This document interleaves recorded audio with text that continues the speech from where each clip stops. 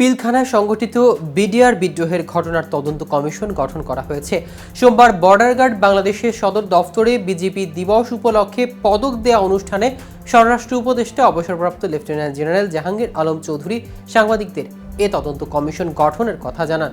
কিন্তু কতজন সদস্য নিয়ে এই কমিশন গঠন হয়েছে এবং নিজের বক্তব্যে এ ব্যাপারে আর কি বলেছেন জাহাঙ্গীর আলম, চলুন এ বিষয়ে বিস্তারিত জেনে নেওয়া যাক আজকের প্রতিবেদনের বাকি অংশে। কেটিভি নিউজ 24 চ্যানেল থেকে আপনাদের সাথে আছি আমি মাহমুদুর রহমান সিয়াম।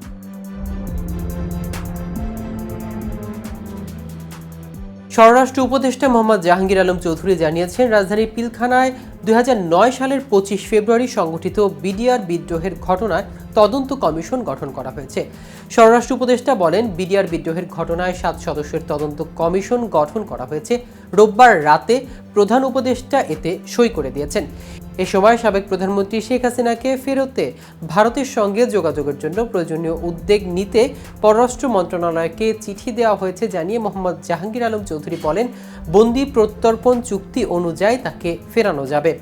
এছাড়া মান্তে রোহিঙ্গা অনুপ্রবেশ ঠেকাতে আমাদের নীতিগত অবস্থানের কোনো পরিবর্তন আসেনি জানিয়ে উপদেষ্টা বলেন, রোহিঙ্গাদের কোনো অবস্থাতেই প্রবেশ করতে দেব না।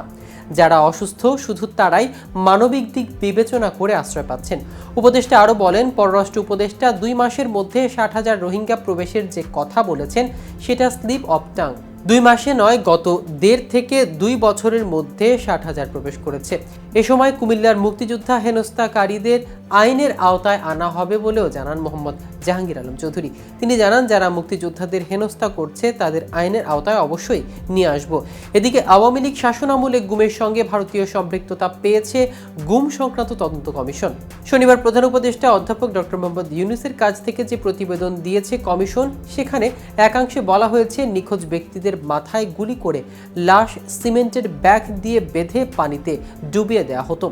মরদেহ ট্রেনের নিচে ফেলা, তুলে নেওয়া ব্যক্তিকে গাড়ির চাপা দেওয়া তথ্য পাওয়া গেছে। কমিশনের তদন্ত প্রতিবেদনে বলা হয়েছে, গুম শুধু বাংলাদেশের অভ্যন্তরীণ বিষয় নয়, বরং আন্তর্জাতিক চক্রান্তের অংশ। সুখরঞ্জন বালি ও বিএনপি নেতা সালাউদ্দিন আহমেদকে গুমের পর ভারতের হস্তান্তরের ঘটনার উদাহরণ হিসেবে বলা হয়েছে।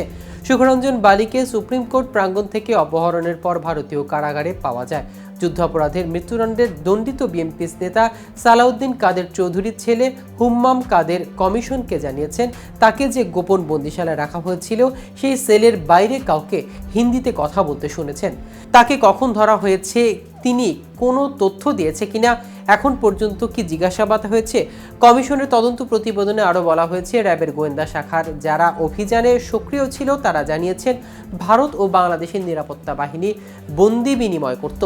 বাংলাদেশের গুমের ঘটনায় যে আন্তর্জাতিক ও সুসংগঠিত চক্রের অংশ এসব ঘটনা তারই বহিঃপ্রকাশ। বিএনপি নেতা সালাউদ্দিন আহমেদকে 2015 সালে রাজধানী উত্তরা থেকে তুলে নেওয়ার পর ভারতে পাওয়া এর একটি উদাহরণ। তার অভিজ্ঞতা থেকে জানা গেছে, তাকে যে নির্জন স্থানে রাখা হয়েছিল সেখানে টিএফআই লেখা কম্বল ছিল। সেই সময় র্যাব সদর দফতরের তত্ত্বাবধানে টিএফআই পরিচালিত হতো। দর্শক, আজ এ পর্যন্তই। সারা দেশের নিত্য নতুন সকল আপডেট পেতে কেটিভি নিউজ 24 এর সাথে থাকুন। ধন্যবাদ।